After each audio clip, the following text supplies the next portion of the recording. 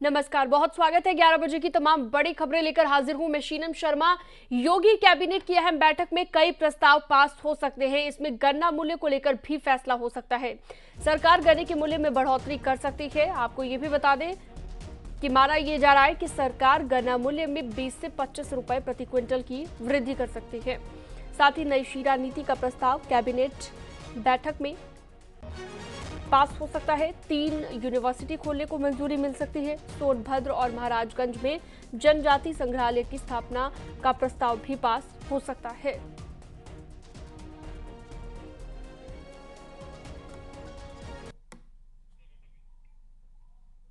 तो कैबिनेट में जिन प्रस्तावों पर मुहर लग सकती है वो आपको हम दिखा रखे हैं। किसानों के गन्ना मूल्य भुगतान पर गन्ना मूल्य पर 20 से 25 रुपए बढ़ा सकती है सरकार।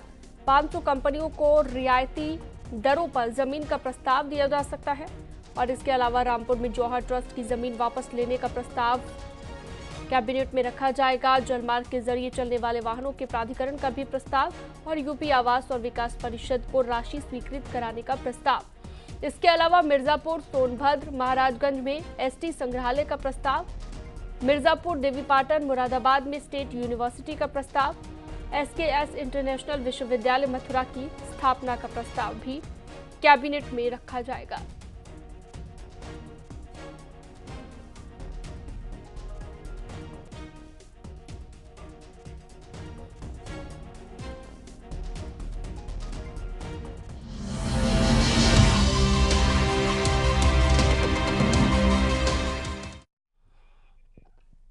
तो सीएम योगी ने गन्ना किसानों को दिवाली से पहले बड़ा गिफ्ट दिया। यूपी के मुख्यमंत्री योगी आदित्यनाथ ने कहा कि गन्ना मूल्य भुगतान प्रदेश सरकार की सर्वोच्च प्राथमिकताओं में शामिल है।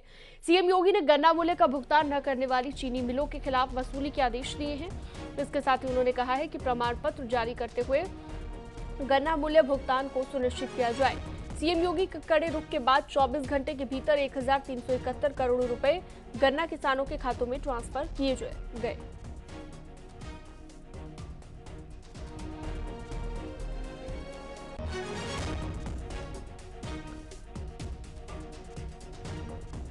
और चलिए इस पर ज्यादा जानकारी के लिए हमारे साथ संकेत मिश्रा लखनऊ से लाइव जुड़ गए हैं। संकेत, गन्ना मूल्य भुगतान को अपनी सर्वोच्च प्राथमिकता सरकार ने बताया है और लगातार जो गन्ना किसान हैं उनके लिए हर साल कोशिश भी की जाती है, गन्ना मूल्य को भी बढ़ाया जाता है और इस बार भी एक बड़ी सौगात हम दिवाली से पहले कह सकते हैं गन्ना किसानों के लिए। बिल्कुल जाहिर सी बात है, बड़ी सौगात मुख्यमंत्री योगी आदित्यनाथ गन्ना किसानों को दे रहे हैं और मुख्यमंत्री योगी आदित्यनाथ ने सीधे तौर पर गन्ना विभाग के अफसरों को निर्देश दिए कि जल्द से जल्द जो बकाया भुगतान है वो होना चाहिए और गन्ना किसानों को किसी भी तरह से मिल में समस्या ना हो। और यही वो मुख्यमंत्री योगी आदित्यनाथ की इस शक्ति का ही असर है कि 24 घंटे के भीतर गन्ना किसानों का भुगतान के लिए 1000 करोड़ से ज्यादा का भुगतान गन्ना किसानों को कर दिया गया और तमाम जो मिले हैं उनको बाकायदा चिन्हीकरण किया गया है, उनको निर्देशित किया गया है, नोटिस किया गया है और उनसे सीधे तौर पर कहा गया है कि जल्द से जल्द गन्ना किसानों का जो भुगतान है वो कराया जाए। मुख्यमंत्री योगी आदित्यनाथ ने बाकायदा अफसरों को निर्देशित किया है और ये मुख्यमंत्री योगी आदित्यनाथ के निर्देशों का ही असर है कि गन्ना किसानों के भुगतान की प्रक्रिया तेजी से आगे बढ़ रही है। और जो मुख्यमंत्री ने जो पहले भी गन्ना किसानों को लेकर चाहे वो बंद चीनी मिले हों उनको खोलने के निर्देश दिए और वो चीनी मिले पिछले अगर 6 सालों की बात करें 4 चीनी मिले बंद थी जो नई खुल गई, यानी कि वो बंद मिले भी खुल गई। और यही नहीं, मुख्यमंत्री योगी आदित्यनाथ ने सभी चीनी मिल मालिकों को निर्देश दे रखे हैं कि गन्ना किसानों का जल्द से जल्द भुगतान कराया जाए।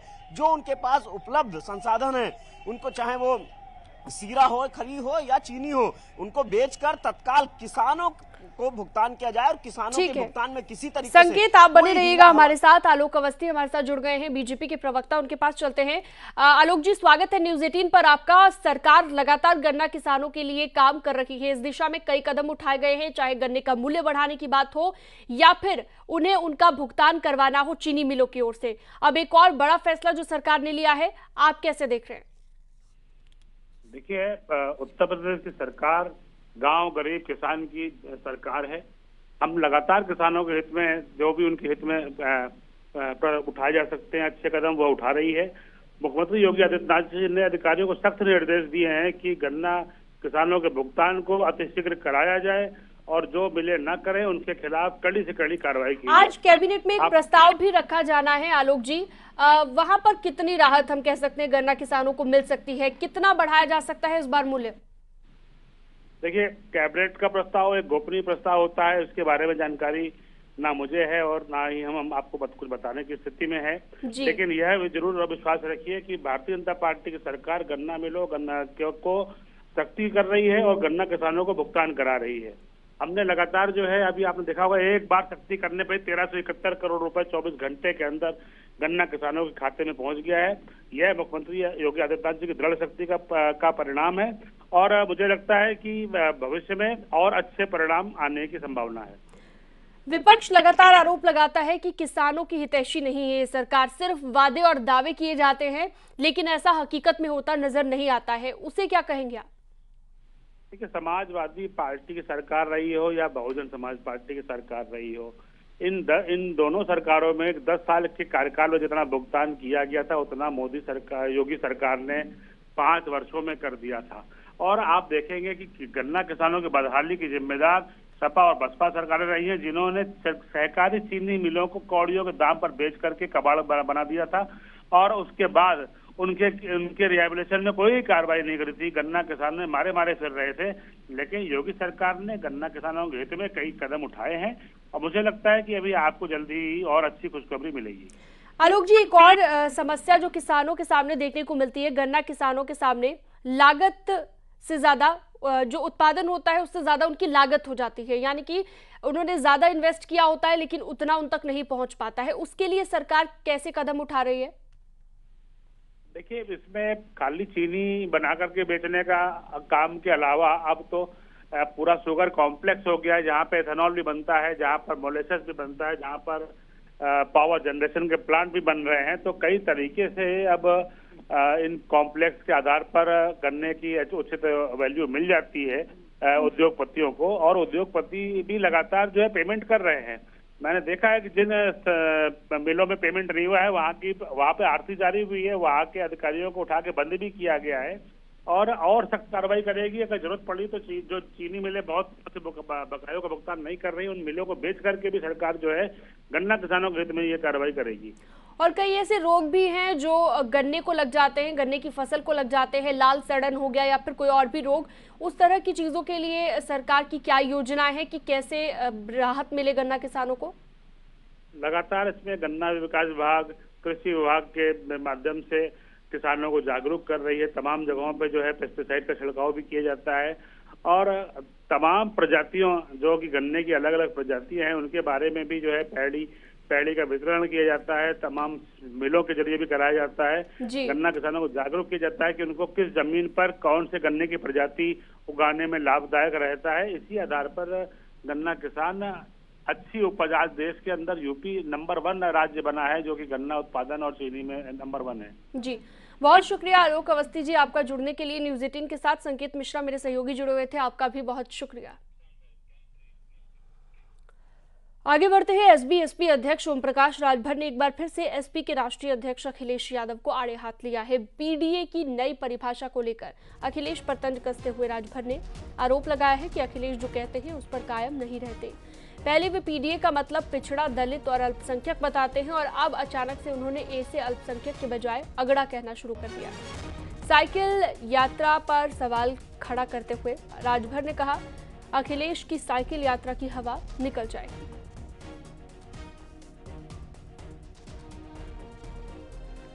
देखिए, वो जो भी बात अब तक कह रहे हैं उस पे वो अडिग नहीं है। उदाहरण देख लीजिए, आप देखिएगा साइकिल जो उनकी यात्रा है वो उसकी हवा निकल जाएगी। आप देखिएगा, आपने देखा कि जितने भी योजना वो बनाते सिर्फ कागज पे हैं, धरातल पे उतारना बड़ा टफ हो जा रहा है उनके लिए। और आज जो नारा दे रहे हैं, अब पीडीए खत्म कर दिए, ये से अगड़ा शुरू किए। यही बतिया तो हम समझा रहे थे कि जब पी से पिछड़ा, डी से दलित और से अल्पसंख्यक, तो सामान्य वर्ग वहाँ क्या कर रहा है? उनको तो साथ छोड़ के हट जाना चाहिए ना। अब कहाँ गया? अल्पसंख्यक छोड़ दिए, डबलिया दिए हैं।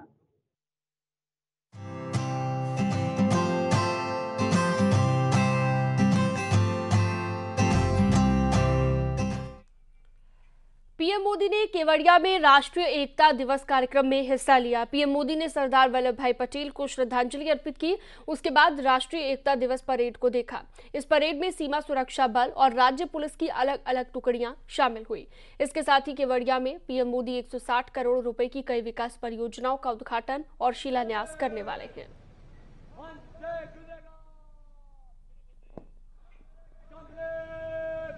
तो रन फॉर यूनिटी आज देश भर में अलग अलग जगहों पर कार्यक्रम रखे गए हैं। गुजरात के केवड़िया में पीएम मोदी मौजूद रहे और स्टैच्यू ऑफ यूनिटी जो बनाई गई है सरदार वल्लभ भाई पटेल की, वहां पर इस कार्यक्रम का आयोजन किया गया था। सरदार पटेल की जयंती पर रन फॉर यूनिटी का आयोजन किया गया। लखनऊ में भी सीएम योगी मौजूद रहे और सरदार पटेल की प्रतिमा पर माल्यार्पण कर श्रद्धांजलि दी गई। रक्षा मंत्री राजनाथ सिंह ने मुख्यमंत्री योगी आदित्यनाथ के साथ राष्ट्रीय एकता दिवस समारोह में रन फॉर यूनिटी को हरी झंडी दिखाई। सीएम योगी ने सरदार पटेल को श्रद्धांजलि देते हुए कहा, सरदार पटेल को पीएम मोदी ने सम्मान दिया। वहीं रक्षा मंत्री राजनाथ सिंह ने कहा कि अगर जम्मू कश्मीर के विलय का काम भी सरदार पटेल को सौंपा गया होता तो धारा 370 की समस्या न होती। सरदार पटेल अगर उस वक्त सूझबूझ का परिचय न देते तो भारतवासियों को जूनागढ़ और हैदराबाद जाने के लिए वीजा पासपोर्ट की जरूरत पड़ती। देश के यशस्वी प्रधानमंत्री श्री नरेंद्र मोदी जी ने सरदार वल्लभ भाई पटेल जी के प्रति श्रद्धा और सम्मान का भाव व्यक्त करते हुए भारत के नागरिक उनके प्रति कृतज्ञता ज्ञापित कर सके, इस दृष्टि से 31 अक्टूबर की तिथि को राष्ट्रीय एकता दिवस के रूप में आयोजित करना प्रारंभ किया। इस अवसर पर रन फॉर यूनिटी, इस एकता दौड़ के माध्यम से पूरे देश के नागरिक जाति, मत, मजहब, क्षेत्र, भाषा भूल करके एक साथ राष्ट्रीय एकता के प्रति, सरदार वल्लभ भाई पटेल जी के प्रति कृतज्ञता ज्ञापित करते हुए इस एकता दौड़ में शामिल होते हैं। और आज ये विधान भवन से लेकर के केडी सिंह बाबू स्टेडियम तक की एकता दौड़ भारत की एकता और अखंडता को सुदृढ़ बनाने के लिए हम सबके दृढ़ प्रतिज्ञा का हिस्सा बन सके, इस देश से हम सब यहां पर उपस्थित हुए हैं। सरदार पटेल ने इन दोनों रियासतों का भारत में विलय कराया। जम्मू कश्मीर के विलय का काम भी यदि सरदार पटेल को ही सौंपा गया होता तो संविधान की धारा 370 की समस्या किसी भी सूरत में सामने न आती और उसी समय समाप्त हो गई। कल्पना कीजिए कि यदि सरदार पटेल ने उस समय सूझबूझ और दृढ़ता का यह परिचय न दिया होता तो आज भारतवासियों को जूनागढ़ और हैदराबाद जाने के लिए वीजा और पासपोर्ट लेने की जरूरत पड़ती है। भारत के प्रथम गृह मंत्री सरदार वल्लभ भाई पटेल की जयंती पर आज पूरे देश में राष्ट्रीय एकता दौड़ कार्यक्रम का आयोजन किया गया। इसी कड़ी में केंद्रीय गृह मंत्री अमित शाह भी दिल्ली में एकता दिवस कार्यक्रम में शामिल हुए। सुबह सबसे पहले अमित शाह सरदार वल्लभ भाई पटेल के स्मारक पर पहुंचे और पुष्पांजलि अर्पित की। साथ ही हरी झंडी दिखाकर रन फॉर यूनिटी को रवाना किया। इस दौरान राष्ट्रपति द्रौपदी मुर्मू, उपराष्ट्रपति जगदीप धनखड़, केंद्रीय खेल मंत्री अनुराग ठाकुर भी यहां मौजूद रहे। गृह मंत्री अमित शाह ने कहा, भारत को आजादी मिलने के बाद सरदार वल्लभ भाई पटेल ने पूरे राष्ट्र को एकता के सूत्र में पिरोने का काम किया है और इसमें अपनी महत्वपूर्ण भूमिका निभाई है।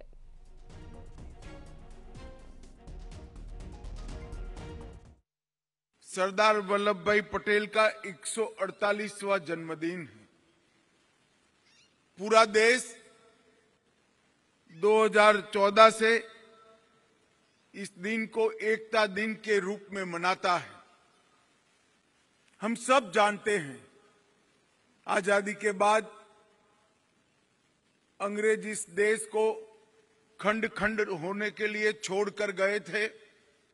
उस वक्त 550 से ज्यादा रियासतों को कुछ ही दिनों में एकता के धागे में पिरोकर भारत माता का अभी का मानचित्र बनाने का काम, ये विराट काम हमारे लौह पुरुष सरदार वल्लभ भाई पटेल ने किया था। भारत सर्वप्रथम होगा, ऐसे भारत का निर्माण हमने करना है और ये संकल्प देश के 130 करोड़ लोगों ने लेना है और 130 करोड़ लोगों के संकल्प और उन संकल्प को सिद्ध करने का सामूहिक पुरुषार्थ आज एकता दिन की शपथ के लिए बहुत महत्वपूर्ण बन जाता है।